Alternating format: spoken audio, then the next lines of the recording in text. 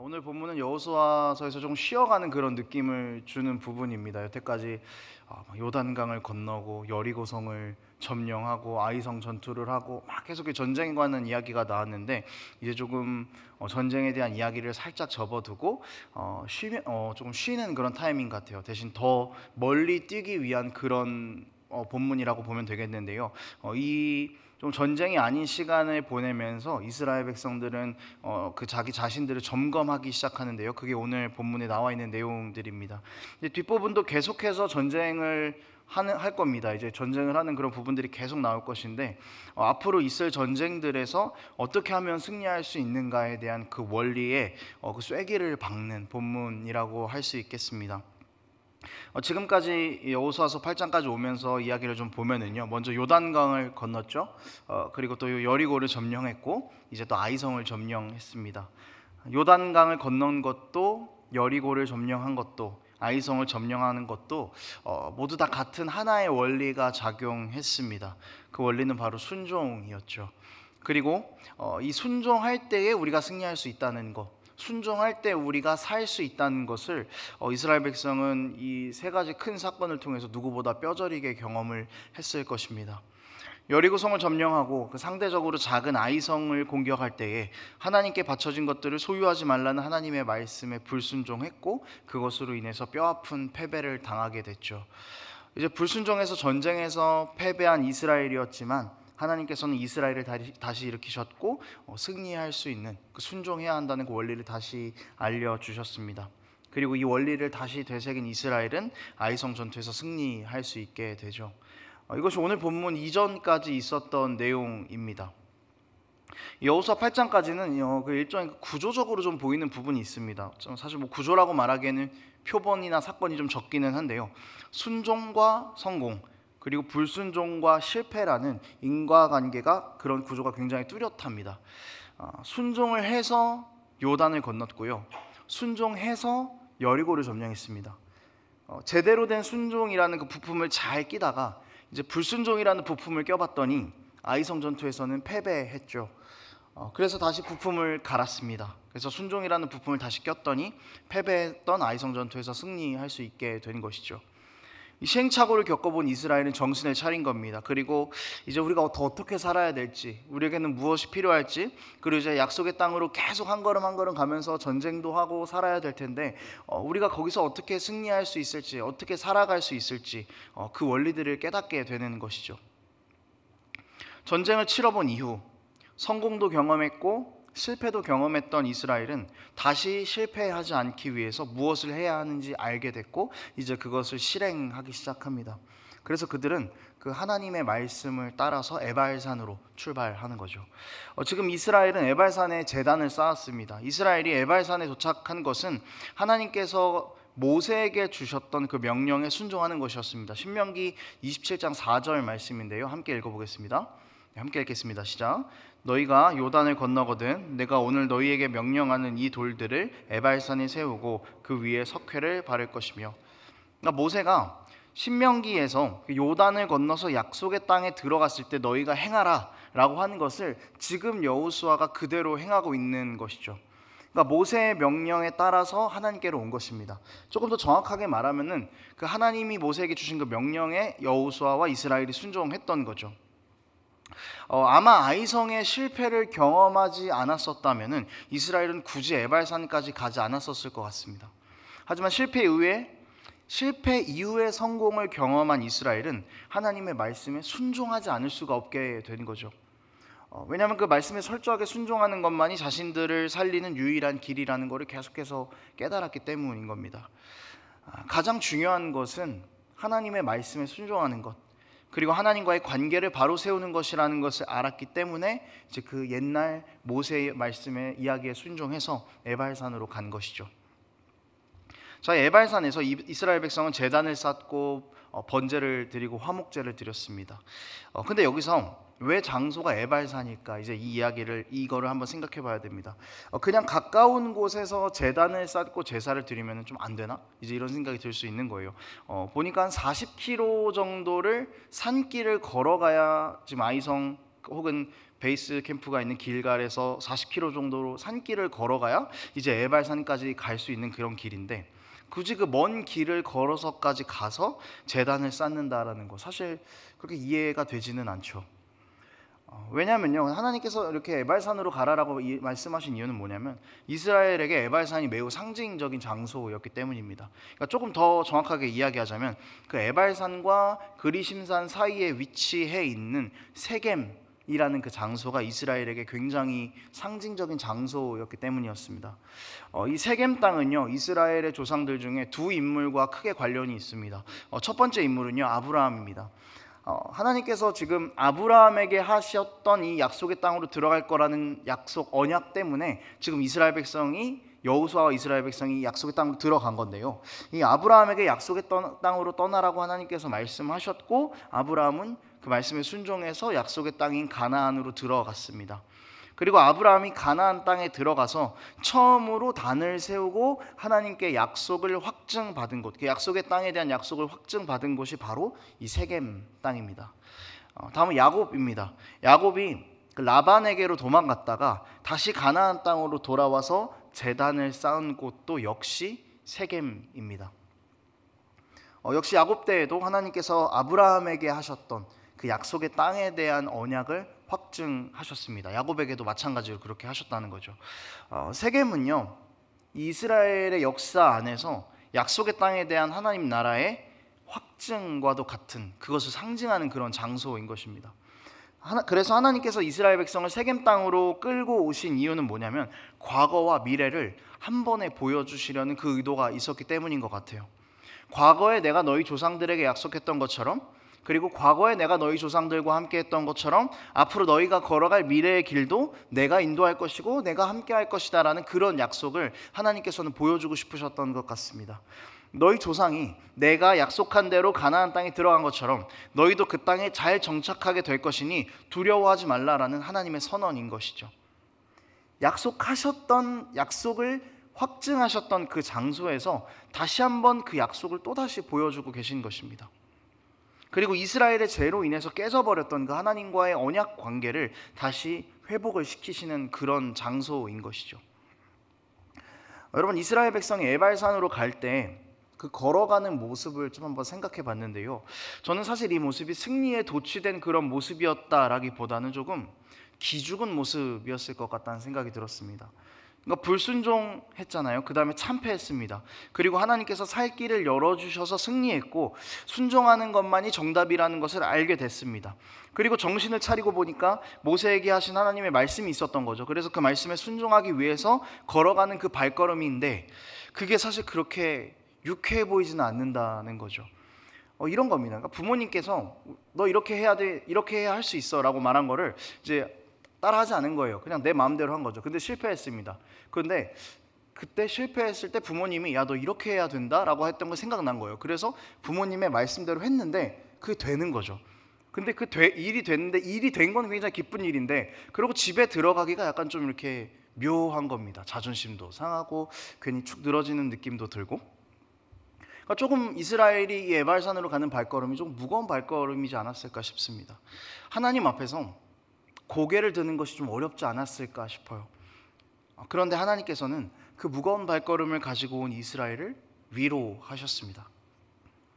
계속해서 죄를 범해도, 계속해서 불순종해도 그 백성이 하나님께로 다시 돌아오기만 한다면 하나님께서는 다시 하나님의 약속으로 우리를 위로하신다는 것이죠. 괜찮다고, 우리 다시 해보자고, 오늘하고 너무나 고생 많았다고 다시 가보자, 그렇게 이스라엘을 격려하고 계신 하나님의 모습인 것입니다. 내가 너에게 했던 그 약속, 내가 너의 조상들에게 했던 그 약속을 꼭 이루고 지킬 것이니 이제 더 이상 쓰러지지 말고, 더 이상 불순종하지 말고 우리 함께 가자고, 그렇게 회복시켜주고 계신 것이죠. 여러분, 하나님의 위로가 오늘 우리 삶 가운데에도 있길 축복합니다. 이스라엘이 아이성에서 쓰러졌던 것처럼 우리의 삶이 하나님의 말씀 앞에서 불순종함으로 쓰러질 때가 있습니다. 그러다가 또 하나님의 은혜로 일어나기를 반복하는 그런 우리의 삶이지 않습니까? 그때마다 불순종해도 나 하나님 나 사랑하시니까 괜찮겠지, 이런 마음 말고 순종해야 사는 거구나라는 그 마음과 하나님 앞에 늘 죄송한 마음을 가지고 다시 한번 나아갔으면 좋겠습니다.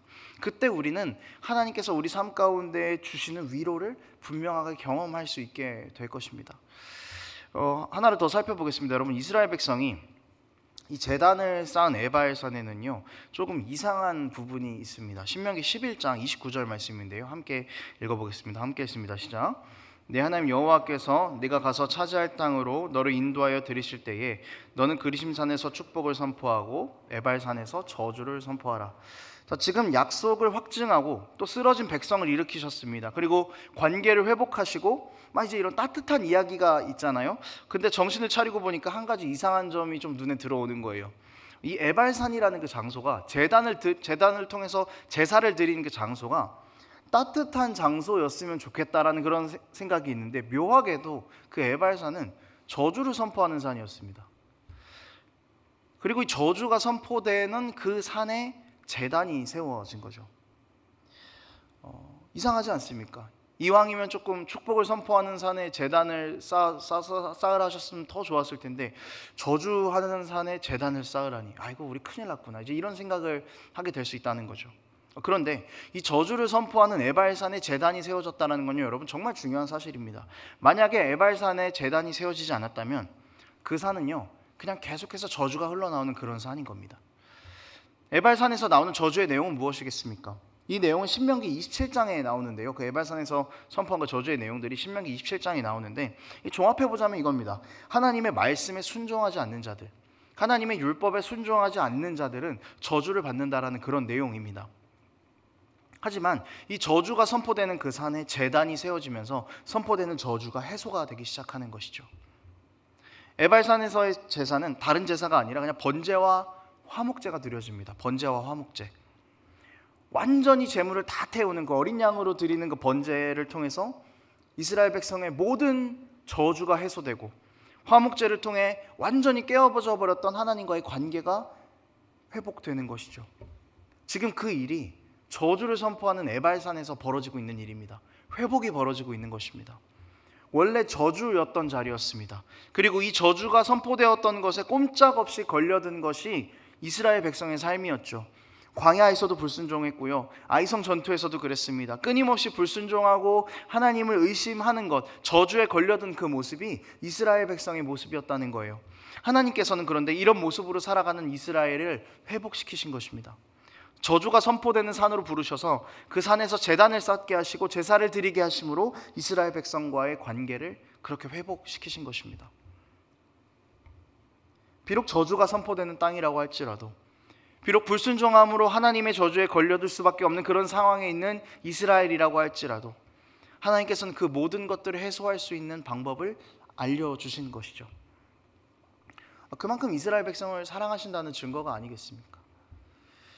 여러분, 하나님께서 이스라엘 백성을 이 모든 저주에서 회복시키신 것처럼 오늘 우리의 삶도 회복시켜 나가실 것입니다. 어떻게 회복시켜 나가십니까? 여러분, 에발산이 속해 있던 이 세겜 지역의 뜻은 짐을 지고 있다는 뜻입니다. 그러니까 무거운 짐을 어깨에 이고 있다라는 그런 뜻입니다. 원래 이스라엘은 짐을 지고 있었습니다. 불순종의 짐, 그로 인해서 저주를 받을 수밖에 없는 짐, 하나님의 구원에서 떨어져 나올 수밖에 없는 그런 짐을 이스라엘이 지고 있었습니다. 하지만 이제 그 짐을 하나님께서 지시겠다고 이스라엘을 세겜으로 부르신 것입니다. 이스라엘을 세겜으로 부르신 것처럼 우리를 동일하게 부르십니다. 하나님께서 이스라엘 백성을 세겜으로 이끄신 이 모습에서 우리를 예수 그리스도의 십자가의 구원 아래로 초대하시는 그 모습을 우리가 발견할 수 있게 된다는 것이죠. 여러분, 예수님께서는 우리의 모든 짐을 다 지셨습니다. 우리 모든 죄의 짐을 다 지시고 우리가 받아야 할 저주인 사망의 짐을 십자가 위에서 다 받으심으로 그렇게 우리의 모든 짐을 내려놓게 하셨습니다.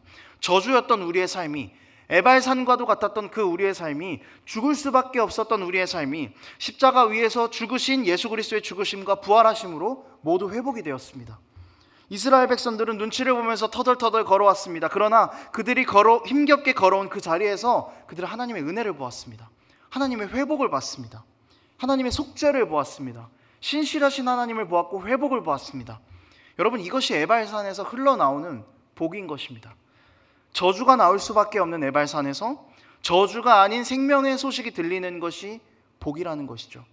저주에 가까운 자들이, 저주밖에 없었던 자들이 생명에 가까워지고 영원한 생명에 들어가게 되는 것, 그것이 바로 여러분 에발산의 복이라는 것입니다. 여러분, 에발산에서 흘러나오는 이 복을 우리가 어떻게 해야 누릴 수 있겠습니까? 에발산으로 갈 때 누릴 수 있는 겁니다. 에발산으로 가는 것은 무엇을 의미하냐면 결국 모세에게 말씀하셨던 하나님의 말씀에 순종한다라는 것을 이야기합니다. 조금 더 많이 걸어가야 하는 길이기도 했고, 한참 그 전쟁 중인 그 가나안 땅 한복판에서 전쟁 말고 잠깐 멈추고 제사를 드려야 하는 그런 일이기도 했습니다. 그리고 옛날에 모세에게 했던 말이기 때문에, 모세가 했던 말이기 때문에 근데 저 까먹었는데요, 그냥 이렇게 핑계를 대도 될 수 있는 일이었습니다. 하지만 복을 누리려면 순종해야 했습니다. 복을 누리려면 말씀에 반응해서 에발산으로 갔어야 했습니다. 앞에서 이야기했던 그 구조입니다. 이스라엘이 요단을 건너는 방법이 뭐였습니까? 순종이었습니다. 이스라엘이 여리고를 무너뜨릴 수 있는 방법은 무엇이었습니까? 순종이었습니다. 이스라엘이 아이성에서 왜 패배했습니까? 순종하지 않았기 때문에 패배했습니다. 순종해야 복을 얻는다라는 것을 에발산에서 이스라엘 백성은 다시 정립한 것입니다. 순종의 구조를 다시 정리했습니다. 에발산에서 이스라엘은 이렇게 제사를 드리고 하나님과의 관계를 회복하면서 자기들끼리 이렇게 이야기하며 지금까지 자신들이 돌아왔던 그 행보들을 정리했을 것입니다. 우리가 하나님 앞에서 어떻게 했었었나? 앞으로 이제 우리가 어떻게 해야 살겠나? 이제 그거를 정리했을 것입니다. 그리고 진짜 전쟁은 무엇인가? 진짜 전쟁은 우리가 어떻게 이기는가? 이것을 그들은 정립했을 것입니다. 약속의 땅에 들어와서 하는 전쟁은 우리가 가나안 족속과 싸우는 것이 전쟁이 아니라 하나님을 의지하느냐 의지하지 못하느냐, 하나님께 순종하느냐 순종하지 못하느냐의 싸움이 진짜 전쟁이다라는 것을 그들은 이 에발산의 회복을 통해서 정립했을 것입니다. 그리고 순종하자, 이 결론을 내리고 이제 자신들 앞에 주어지는 그 전쟁들을 마주하게 되었을 겁니다. 신실하신 하나님께서 그 아브라함 때부터 약속하신 약속의 땅이 이미 우리 손에 있다는 것, 그리고 가라고 하신 분이 책임지실 것이라는 그 믿음, 가라고 할 때 순종하고 멈추라고 할 때 순종하는 그런 전쟁을 이제 이스라엘은 시작할 것입니다. 방법이 요상해도 이해가 되지 않아도 순종하는 전쟁을 해나갈 것입니다. 왜냐하면 이미 해봤잖아요. 여리고성과 아이성에서 그들은 실패와 성공을 다 경험해봤잖아요. 여러분, 에발산은요, 순종했을 때 보장되는 확실한 복을 보여주는 하나님의 은혜인 것입니다. 에발산에 순종함으로 도착해야 복과 은혜를 누릴 수 있습니다. 하나님의 은혜는 에발산으로 발걸음을 떼기 시작한 그 순종의 발걸음에서만 발견되었다는 것을 우리가 기억해야 할 것입니다. 여러분, 순종한 그 자리에만 회복이 있습니다. 물론 유혹들이 있을 겁니다. 순종의 발걸음을 한 발자국 한 발자국 떼는 것이 그렇게 쉬운 일은 아니라는 거 알고 있습니다. 이스라엘 백성들도 만약에 하나님께서 또 다른 전쟁을 하는데 여리고를 이긴 방법을 그대로 하라고 했으면은 이거 또 되는 거야? 약간 이런 생각을 했을 수도 있을 거란 말이죠. 군대와 병거를 이겨야 되는데, 힘세고 훈련이 잘된 가나안 족속들을 이겨야 되는데 나팔이나 불면서 성이나 돌라고 하는 거 굉장히 무기력해 보일 수 있는 거죠. 해결책이 아닌 것처럼 보일 수 있는 것입니다. 모르긴 몰라도 여리고 사람들 그 성 밖을 보면서 이스라엘 백성들 욕했을 것 같아요. 야, 쟤네 뭐 하는 거야 저? 이제 이런 생각을 했을 겁니다. 그러니까 이스라엘 백성 두려울 수 있습니다.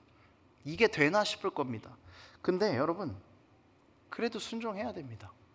그래도 우리는 에발산으로 가야 됩니다. 그곳에서 완전히 바뀌어버린 우리의 신분을 확인하고 하나님께서 우리에게 주신 영원한 복을 확인해야만 합니다. 에발산에서 흘러나온 복을 받는 우리는 유혹들 가운데에서도 순종할 수 있는 힘을 얻습니다. 여러분, 세상의 기준이 우리를 살게 하는 힘이 아니잖아요. 세상의 복이 우리에게 필요한 복이 아니잖아요. 우리의 힘은 우리 모든 죄를 다 짊어지신, 그리고 우리를 위해 죽으신 예수 그리스도의 십자가 아래에만 있지 않습니까? 여러분, 우리가 에발산의 그 복을 본 사람들이라면, 그 복을 경험한 사람들이라면, 십자가에서 아버지 하나님의 뜻을 죽기까지 순종하신 예수 그리스도의 십자가의 복을 분명하게 받은 사람들이라면 예수 그리스도의 그 십자가 순종을 닮아 살아가야 한다라는 것, 여러분 그것이 우리의 삶의 기준이 되어야 한다는 것입니다. 세상의 기준을 맞춰서 사는 것이 아니라 십자가의 기준을 맞춰서 사는 것입니다. 여러분 이게 순종입니다. 죄인된 삶에 매어서 살지 말고, 옛 나의 그 모습에 매어서 살지 말고, 이제는 그리스도를 주인으로 삼아 그리스도의 백성으로 사는 것, 여러분 그것이 순종의 삶인 것입니다. 세상의 유혹들과 그 세상에 있는 수많은 그 기준들이 나를 공격하고 나를 쓰러지게 하고 나를 유혹할지라도 하나님의 기준에 순종하지 말고 세상의 기준을 사랑하고 세상의 기준에 더 순종하라고 그렇게 이야기할지라도, 이 땅에서 순례자로 살아가고 있는 우리의 인생의 모든 영적인 전쟁이 나에게 속한 것이 아니라 하나님께 속해 있음을 믿음으로 고백하면서 주님의 방법을 붙잡는 그 순종이 여러분 이제 우리에게 필요한 것입니다. 이것이 에발산에서 흘러나오는 복을 누리는 사람들의 삶입니다.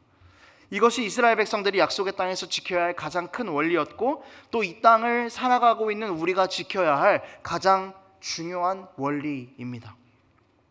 여러분 이 순종의 원리를 늘 기억하십시오.